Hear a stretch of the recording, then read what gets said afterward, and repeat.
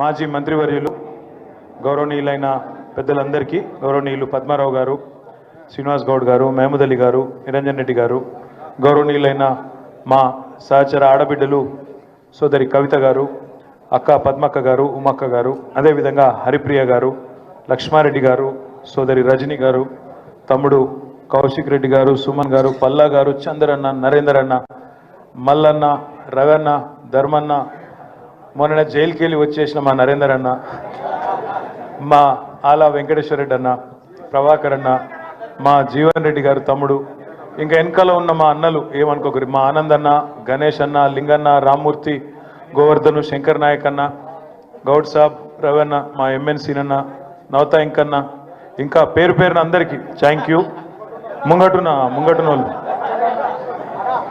ముంగటున క్రాంత్ అన్న, బాలమల్లన్న, రామచంద్ర అన్న, నగేష్ అన్న, ఇక వాసన అందరికీ, ఇక అదేవిధంగా మా ఆడబిడ్డలందరికీ, సారీ వాళ్ళని మూలకు నుకేశ్వరు ఏమనుకోకరు, మా మీడియా మిత్రులకు, గౌరవనీయులైన మా మీ పొద్దున్నుంచి మా భాస్కర్ రావు అన్న, సారీ శ్రవంతి గారు, కనబడిన వాళ్ళు ఏమనుకోక, మా రవీందర్ రావు గారు, సారీ అన్న.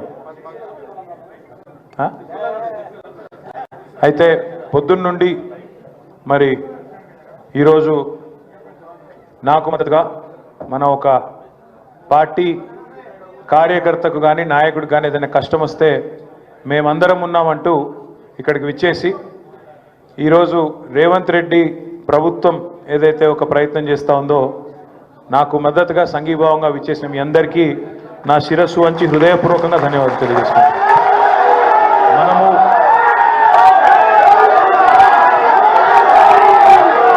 గత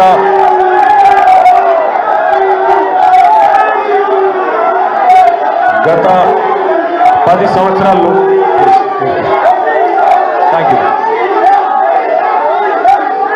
10 సంవత్సరాలు ప్లీజ్ గత 10 సంవత్సరాల్లో గత 10 సంవత్సరాల్లో పెద్దలు, మన పార్టీ అధ్యక్షులు, మనందరి ఆరాధ్య దైవం, తెలంగాణ సాధించిన మన నాయకుడు కేసీఆర్ గారి నాయకత్వంలో నిబద్ధతతోని పద్ధతిగా ఎక్కడ కూడా ఒక్క పైసా అవినీతికి తావు లేకుండా పనిచేసిన అని చెప్పి ఇప్పుడు వాళ్ళకి చెప్పిన. ఏసీబీ వాళ్ళు అడిగితే 82 ప్రశ్నలు అడిగినారు. కాకపోతే పాడిందే పాటరా అన్నట్టు అడిగిందే మళ్ళీ అడుగుడు తప్ప కొత్త విషయం ఏం లేదు. వాళ్ళకి ఏంటంటే పాపం రేవంత్ రెడ్డి బల్మీటికి ఒక కేసు పెట్టించిండని వాళ్ళకు కూడా అర్థమైంది. వాళ్ళు కూడా ఇబ్బంది పడుతున్నారు వాస్తవం చెప్పాలంటే, ఎందుకంటే కేసుల విషయం లేదు. వీడికెళ్ళి ఫార్ములా ఈ రేస్ అనే ఒక ఈవెంట్ని హైదరాబాద్నే ఉంచాలి, కష్టపడి తెచ్చినాం ఇండియాకు, మొదటిసారి భారతదేశానికి, ఇక్కడనే ఉండాలి, ఇక్కడ ఉంటేనే మన రాష్ట్రానికి పెట్టుబడులు తెచ్చుట్లా కానీ భవిష్యత్తులో ఎలక్ట్రిక్ వాహనాలకు హైదరాబాద్ను, తెలంగాణను ఒక ప్రధానమైన స్థావరంగా ప్రపంచంలో తయారు చేయాలనే ఒక విజన్తో చేసిన పని తప్ప ఇలా పైసలు, అవినీతి అలాంటి గలీజు పనులు రేవంత్ రెడ్డి చేస్తారు తప్ప మేము చేయము, మాకు ఆ కర్మ పట్టలేదు అనే మాట కుండబద్దలు కొట్టినట్టు వాళ్ళకి చెప్పిన. మీరు ఎన్నిసార్లు పిలిచినా, ఎన్నిసార్లు రమ్మన్నా వస్తా, నాకేం ఇబ్బంది లేదు, తప్పకుండా వస్తా, మీకు విచారణకు పూర్తిగా సహకరిస్తా అని కూడా చెప్పిన. దాంతోపాటు వారికి ఇంకొక విజ్ఞప్తి కూడా చేసిన. సరే కేసు పెట్టినరు, విచారణ చేస్తున్నారు, పర్వాలేదు, ఇట్లాంటి కేసులు ఇంకొక 100 పెట్టినా ఎదుర్కొంటాం.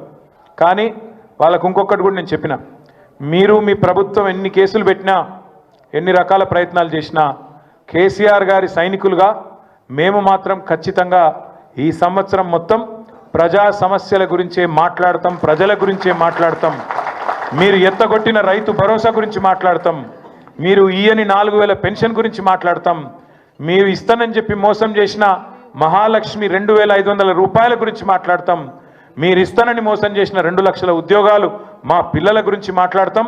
ఖచ్చితంగా ప్రతి సమస్యను 6 గ్యారంటీలు, 420 హామీలు ఏ ఒక్కటి ఇడిచిపెట్టకుండా మాట్లాడతాం. నువ్వు ఇటువంటి కేసులు 100 పెట్టుకో, వదిలిపెట్టమని చెప్పిన. సరే కేసు లేదు, పీసు లేదు, నిజంగా చెప్పాలంటే మొన్న చెప్పినా మళ్ళీ చెప్తున్నా, ఇది ఒక లొట్ట పీసు కేసు మాత్రమే, ఇందులో ఏమీ లేదు. వీడికెళ్ళి పైసా పోయింది, ఆడ పైసా ఉన్నది. ఇక అవినీతి ఎక్కడ జరిగిందిరా అంటే వాళ్ళు ఒక్కొక్కరు నీళ్ళు మింగుతున్నారు. అందుకే అడుగుతున్నా నేను, రేవంత్ రెడ్డి గారిని, నీకు పైశాచికానందం ఉంది, అర్జెంటుగా నేను జైలుకు పోయినా కాబట్టి అందరినీ జైలుకు పంపాలి అని నీకు ఆనందం. నేనేమో విదేశాలు తిరిగి పెట్టుబడులు తెచ్చినా కాబట్టి నాకేమో విదేశాల స్థాయిలో మన రాష్ట్రం మన దేశం డెవలప్ కావాలని నాకుంది. నీకు మాకు తేడా అది. ప్రపంచ పటంలో హైదరాబాద్ని పెట్టాలి, తెలంగాణను పెట్టాలన్నది మా నాయకుడు కేసీఆర్ కమిట్మెంటు, మా కమిట్మెంటు. మేము నీలాగా 50 లక్షల రూపాయలతో దొరికిన దొంగలం కాదు, నీలాగా లుచ్చా పనులు చేసిన వాళ్ళం కాదు. నీకు భయపడేటోడు ఎవడు బీఆర్ఎస్ పార్టీలో తెలంగాణలో లేడు. మీరు చూస్తుండ్రు, నేను చెప్పుడు కాదు, మీరు చూస్తుండ్రు. రాష్ట్రంలో ఎవడు కూడా రేవంత్ రెడ్డిని ముఖ్యమంత్రి కిందనే చూస్తలేడు. మీరు ఇక అంటే మళ్ళీ ఇంకొని కేసు పెడతాడు, వాని లోపలెత్తాడు. నేను అనా ఆయన ఎవరో మర్చిపోయిండు పేరు అని నేను అనా.